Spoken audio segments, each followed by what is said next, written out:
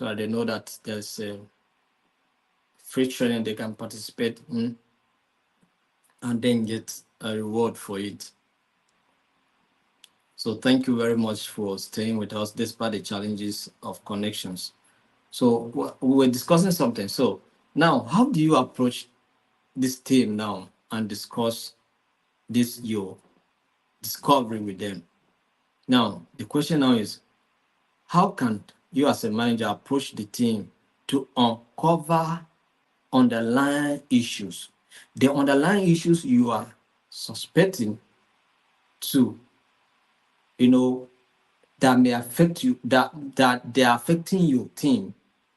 You are looking at the issue of, you know, personal issues and then work stress. So now, as a leader, now you want to discover the underlying issues that are affecting this your team.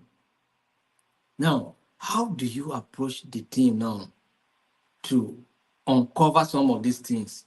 Using those things that we talk about, using those objectives that we have set there. Now we set emotional awareness. We look at empathy. Now you are going to demonstrate these ones now to uncover the underlying reasons why your team is underperforming. So how do you approach? What strategy can you use to motivate your team while addressing performance concern? What strategy? This should be your point of discussion. What strategy are you going to use? Do you understand? So you sit down and look at how you are going to approach. Are you going to call them one after the other? Or are you going to have a collective meeting and then you discuss why it is good that in our peace education, I think we talk about peer,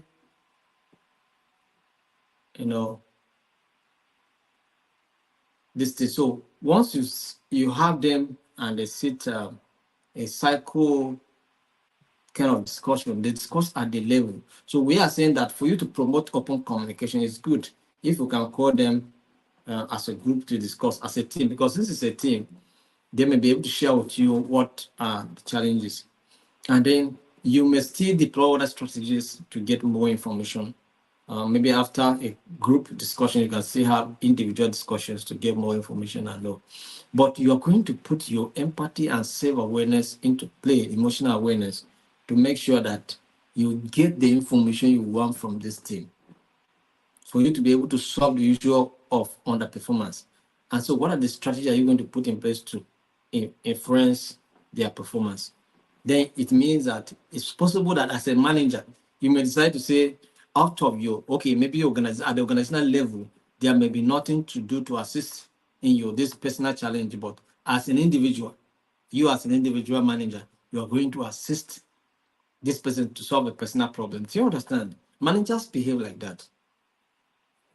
You go out of your way, out of the organizational settings, just say, okay, I know at the organizational setting, organization may not be able to attend to you or do something, but as on my own, I am going to do something like this to assist in your predicament. Do you understand? Before you know it, the person come back highly motivated, highly committed, highly dedicated. That's what it is. Do you understand? And then there may be other issue of stress, work stress. If it's work stress, then you can decide to have introduce some kind of exercise and some kind of relaxation type of arrangement so that people can go and toss off the stress. When I was serving with EcoBank, and let me just give you the key now. When I was serving with, because some of us have experienced it, so let me give you the idea. When I was serving with EcoBank, that's what we call thank God. Today is Friday. All right. So whenever it's Friday, they introduce what they call thank God today is Friday. So whenever it's Friday, they will allocate a certain amount of money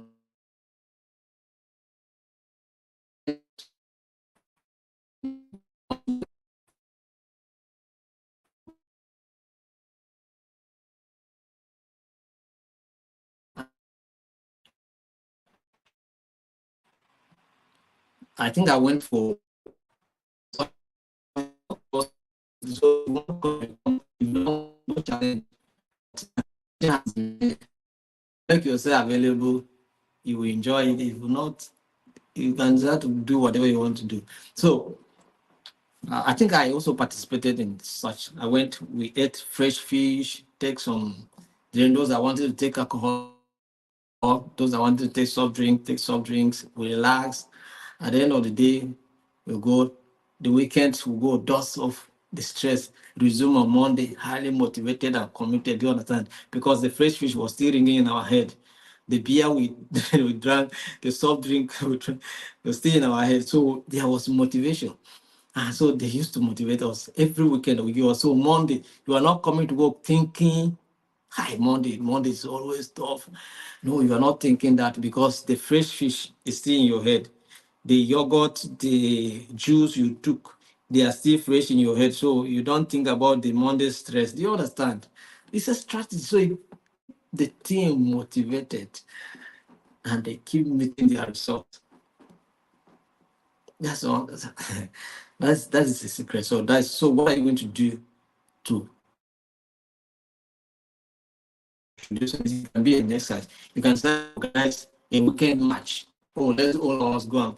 I both like me and I used we both. I have not just had time for us to go and play it, but I bought football so that we can go and play and exercise ourselves after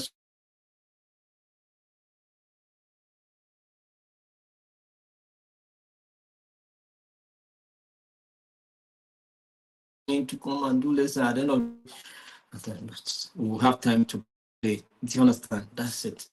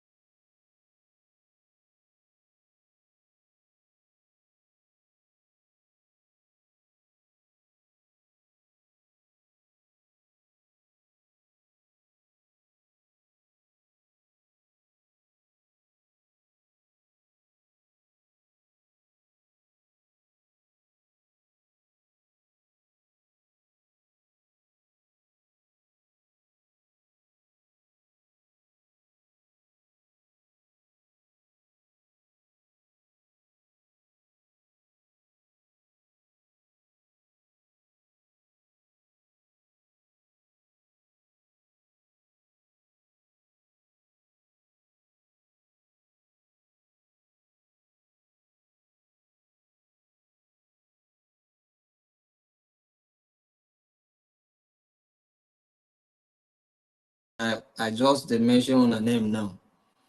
So people should be proud of yourself. So now, two team members, Ngozi and Amaka, have a disagreement, right? That escalates to a point where they refuse to collaborate on projects. The tension is affecting the entire team's morale. So what are you going to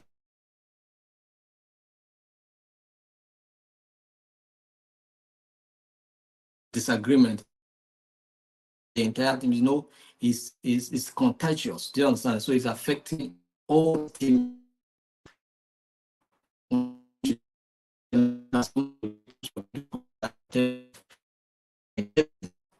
All right. Look at some of the tips and put in place. When you look at conflict resolution, there was one of the skills dealing in emotional intelligence because how you know how must know how to resolve conflict. Do you understand? So conflict resolution. So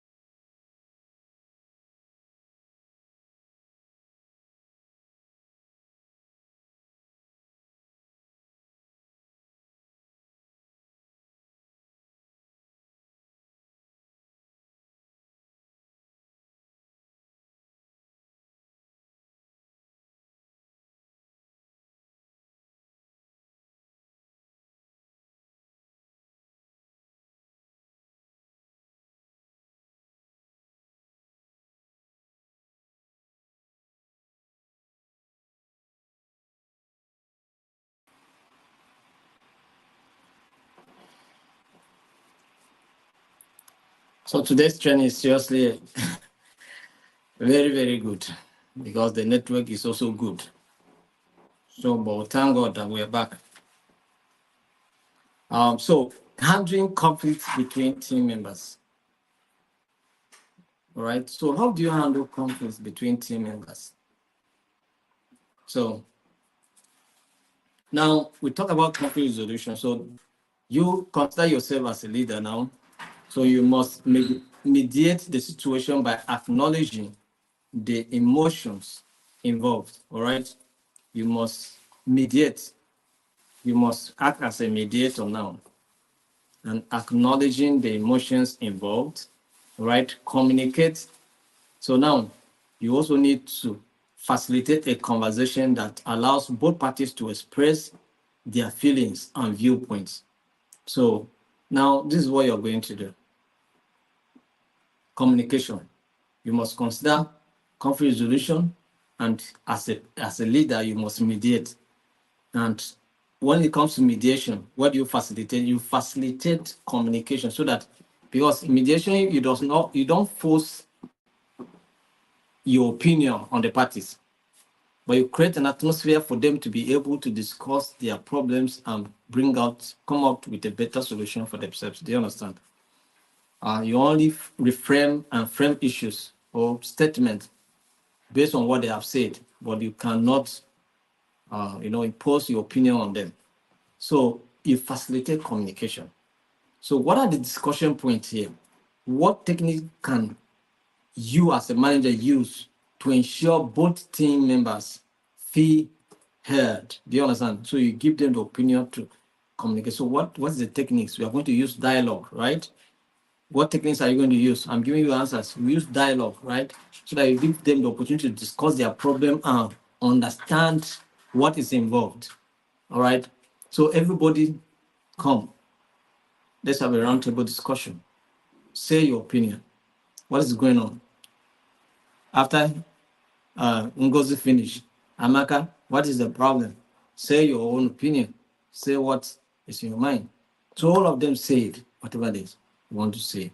And then you begin to guide them, facilitate the discussion to a point whereby they will reach a resolution. Do you understand? That's what it means.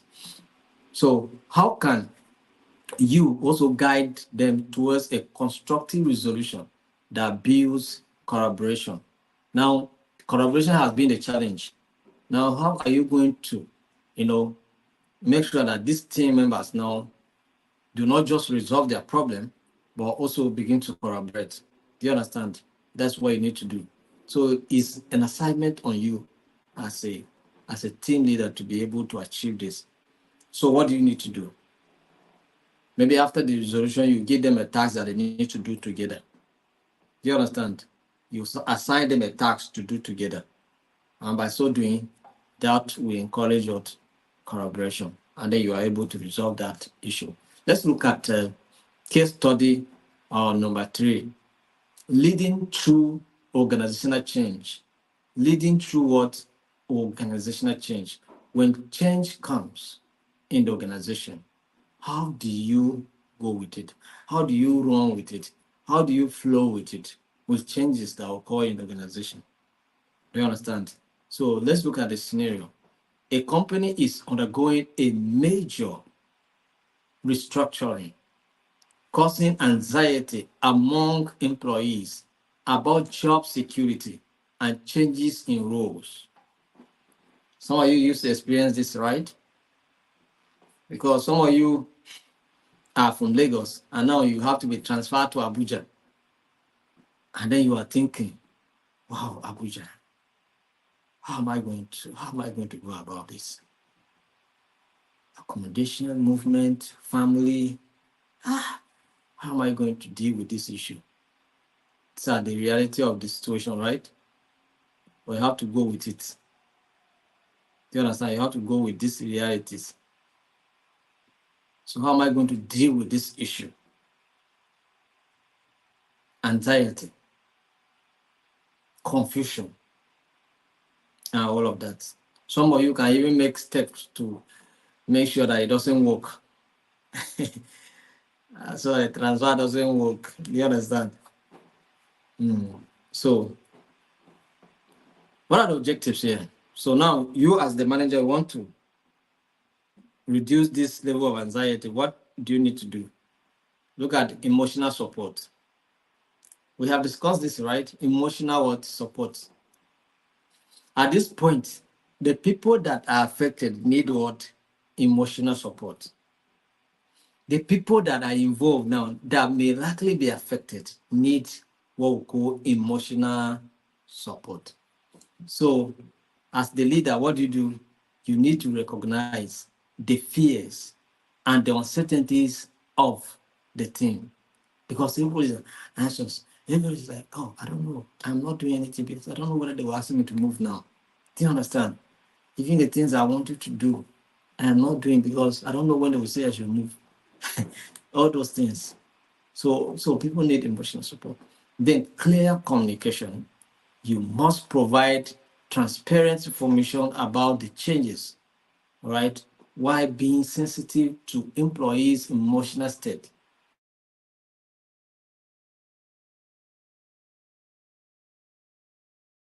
Tell them that yeah, changes are constant, but um, we hope that where you're going, you make new friends and just interact with people outside your immediate environment that you are used to. And I think it's a good experience. So you just talk to them and let them see that this transformation or this transfer is just is a kind of elevation in the process, because it's part of the process that will make you to grow in the organization. So by the time you begin to give them hope like that, the anxiety will reduce. You tell them why this transfer is important, because this movement, as you're moving like this, it's part of maybe your promotion process or your upliftment in the organization and things like that. But now you begin to give them hope like that, you see all those anxieties will begin to reduce, all those concerns will begin to drop, because they will know that, oh, even the transfer in the process, despite the inconveniences and the challenges of leaving family behind and all of that, it still for personal growth in the organization. So to some extent, it will give them some sense of comfort, and then they will move. Then, what are the discussion points?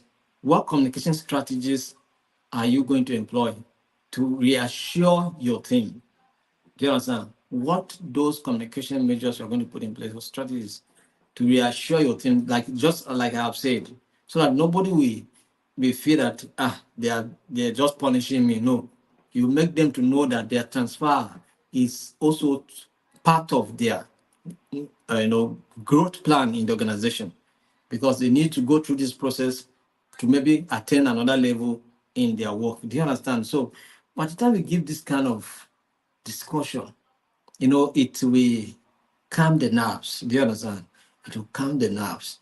So yeah, it may be inconvenience to some extent, because when you are conversant with the environment and now you're going into a new environment entirely, it's going to be so challenging, but you have to move. Do you understand? So how can you encourage resilience and adaptability? I get a point. I will talk about resilience and adaptability now, right? How can you encourage resilience and adaptability? Because now change has come, and change has come to stay. So how can your team embrace this change? Do you understand? So embracing the change is very important, and being optimistic about the change, and being confident of the situation, and being resolute and determined to get through the change. That is resilience. Do you understand? Despite the challenges, you just encourage your team, and then they grow. So this is the point of transition. So this transitional period is challenging, but do you know that some people, because of transfer, some people resign for their work? I think you must have seen a situation whereby somebody say, because they transfer me to go to so place, I'm not going. Some people were transferred in the military like that. They were sent to go to Medugri. Some resign. I'm not going. I have retired. No, I cannot. I cannot do again. I will not do. Me, military, go to Medugri. I will not go. Boko Haram to go and kill me. I am not going. They retire from money untimely because of transfer. Do you understand? Am I making sense? But yeah, there are some people that, despite the transitional period, they accepted it and then moved to Medugri, and some stayed there for several months. Thank God Boko Haram did not kill them, came out of that place, now receive promotion, receive other benefits and all of that. And then, so but as a manager, you must discuss with your colleagues. These are difficult moments in a working place, but you have to do it. Am I making sense? I hope I'm making sense, right? So let's look at the case study number 4. We still have a lot to cover, and our network was not friendly. But let's look at case study number 4, navigating a crisis. Navigating a crisis. All right, let's look at the scenario. A product recall has led to negative media coverage and customer backlash. All right, the CEO must address the issue publicly while maintaining team morale. Now, you as the manager, you as the CEO, how do you deal with this crisis? All right, the product was recalled and there was customer backlash, negative experience, and you need to give a public address. And how do you give this public address without? Because your team will not be willing to go out and confront the public again to say any product, because for the for them, they will be feeling that the company image has been damaged. So how can they go out and be able to talk to customer again to come and patronize their organization? Do you understand? Such kind of feelings are there. It's possible. So you as a manager, how do you deal with this situation? Let's look at some of the objectives that you need to put in place to handle this kind of scenario. You consider crisis management. Crisis what? Management. You must assess your own emotion first, because you too, you'll be stressed. Do you understand? Because you as the manager will see you, at this point in time, you don't just know what to do because your company is in a very dire situation now. What do you need to do? So it's just afraid to address the media. Some of you go to the media, you'll be jittering, you just be, you don't know how even to respond. If care is not taken, you'll be just saying things that are incoherent. Do you understand? So you first and foremost have to understand your emotions, your stress, the fears, all right, and manage also your team's feeling, all right, of uncertainty, because now we don't know what is going to become of our company. Do you understand? How are we going to address this issue? So reassurance. So you need to also communicate a plan of action to both employees and the public. Do you understand? So now you come and then talk to the public, and first and foremost, you can apologize and say, "Oh, we are sorry that this particular product has turned out to be the way it is. Although our company has been known for quality, and we actually acknowledge fault in our product, but we assure you that we will improve and make sure that we bring out quality products that can serve and satisfy our customers better, and then that you're also going to work with your team to come up with better and resounding qualities."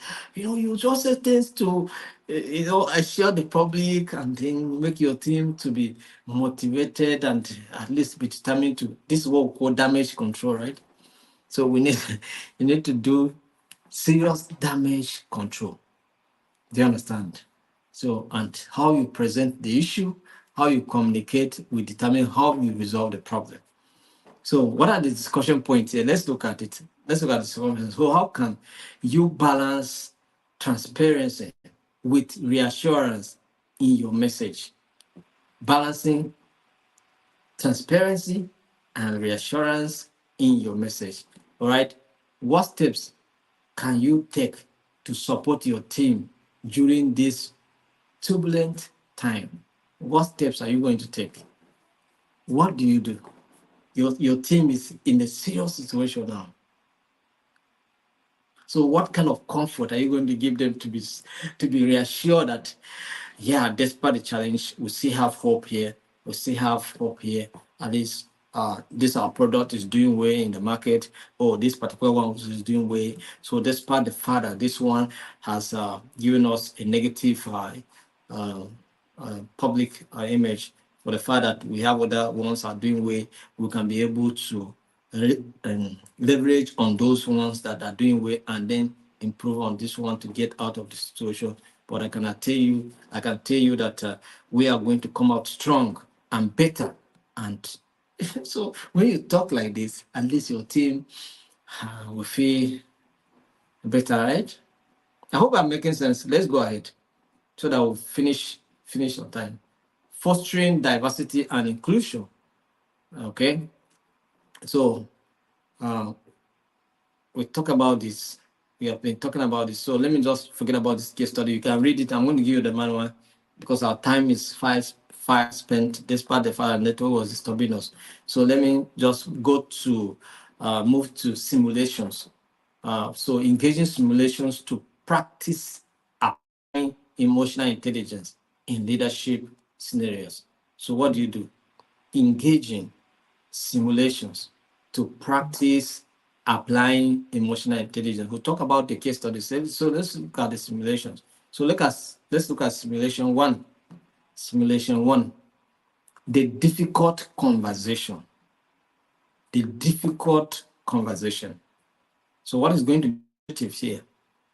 Okay, practice delivering constructive feedback in a sensitive manner. All right. So what are the setup? What are the setup here? Participants pair up with one acting as the manager and the other as an employee underperforming. The manager must give feedback about a specific issue. All right.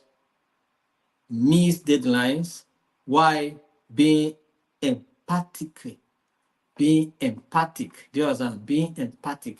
So you can see what we're talking about here. So you do a kind of smear. This is more of a role-playing situation. Do you understand? So you are just in a real sense of it, people are just acting what you want them to do. You understand? So we give them it's not a predetermined kind of arrangement, but you just pay them and then ask them to behave in case they confront this kind of scenario. How are they going to do it? Do you understand? That's what it is. So once they are able to do it, and then you just observe and do some correction here and there, how the communication can be done. So that's the setup. Then process. After the conversation, the employee provides feedback on how they felt during the discussion. Switch roles and repeat. Do you understand? You switch the role and repeat. So the person that acted as a manager will not act as an employee, and the person that acted as an employee will not act as a manager. Do you understand? And then they do it, and then you see it again, and then make your own observation. So there's what we call debrief. Debrief. Do you understand? So discuss what emotional cues were present and how they influence the conversation. Explore different approaches and techniques for delivering feedback. So you do that. Then let's look at simulation two. We'll talk about team conflict resolution. Develop skills for mediating conflict among team members. So this is what this objective is. Develop skills for mediating conflict among team members. So what is the setup? You create a scenario where two team members are in conflict. All right, that is differing opinions on a project. So that is the conflict. Differing what opinions on a project, and then assign roles to participant. That is a mediator, team member A, team member B. So one is acting as a mediator, and then the other two are acting as parties in conflict. Do you understand? And then what is the process here? The mediator facilitates a discussion, encouraging each party to express their feelings and viewpoints. Do you understand? Now, those parties that you consider them to be in in conflict, you invite them to do a kind of discussion. So maybe I think we should practice this. What do you think? As part of this training, don't you think we should practice simulation? I want to hear you from your comment in the comment section. What do you think? I think in a training like this, instead of doing the training, or maybe in the process of the training, we'll just post and then do simulation and let's see how it works. Do you understand? You can bring some of you in the studio as part of the training. We'll be in a training like this, but we can assign people already before the training. Do you understand? And then when the time arrives, we'll now bring people into simulation. Or we can set aside a day aside. You just put one day aside. We assign different people and different scenarios, different simulation scenarios. Do you understand? We assign different individuals. So as a part of the training, we'll just be bringing people into the studio. Come, let's do the simulation. So you allow people to discuss. You'll be discussing, I'll be hearing. Other people will be listening to you as well. Do you understand? If I bring you into the studio, you communicate, I will hear. You too, you hear me. So we'll discuss. And then we will facilitate also conflict resolution and allow. Do you understand? So I think that's going to make sense. What do you think? So that we practice what we preach, right? So I want to hear from you, your comment section. If you think it's a good idea, then one of our training, instead of doing the training, we'll set aside, or maybe we'll do a cover for another day to cover a particular thing, and then we'll create a space so that we can have this. I think it's going to be a good idea. So you tell me. So that you can facilitate conflict resolution as a mediator and allow people to discuss. Then the mediator practice active listening and empathy to guide the resolution. Do you understand? So I think there's something, we need to do something. Then debrief. So discuss how emotions influence the conflict and resolution process. Reflect on the effectiveness of the mediator's approach and any challenges first. So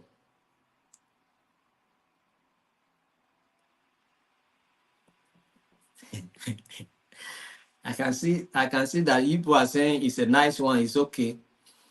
And if I decide to assign some of you now, you run away. Some will not even participate. Some will say network challenges. But I think we can still try this part. Do you understand? So let's look at simulation 3. Leading through change. Leading through what? Change. So objectives. Explore how to lead a team through organizational change while addressing emotional responses. Setup. Create a scenario involving a significant organizational change. That is restructuring, for instance. Participants assume the role of the leader and team members. Right? So the leader communicates the change to the team, addressing concerns and emotions. Team members express their feelings about the change, including fears and uncertainty. Do you understand? So what's the debrief? Analyze how the leader addressed emotions and communicated the change. Discuss strategies for supporting team members during transition. So this is the simulation 3. And then the final simulation we're going to look at is crisis management. Practice managing a team during a crisis while maintaining morale. All right. Present a crisis scenario that is a product failure or public relations issues. Where participants take on roles of the leader and various team members. So what is the process? The leader must communicate the situation to the team while maintaining emotional responses. And then team members express their concerns, and the leader must respond with empathy and what? Clarity.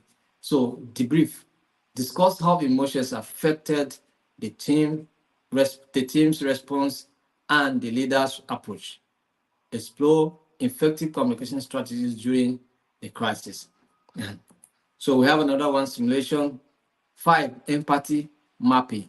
Empathy mapping enhance understanding of team members' perspectives and emotions. So I think we need to at least use some of these five simulations as part of this training. We should use these 5 simulations and see how we can set up different groups, like 5 groups, and each group handles one issue here, so that we can put it into practice and see how it works. Do you understand? So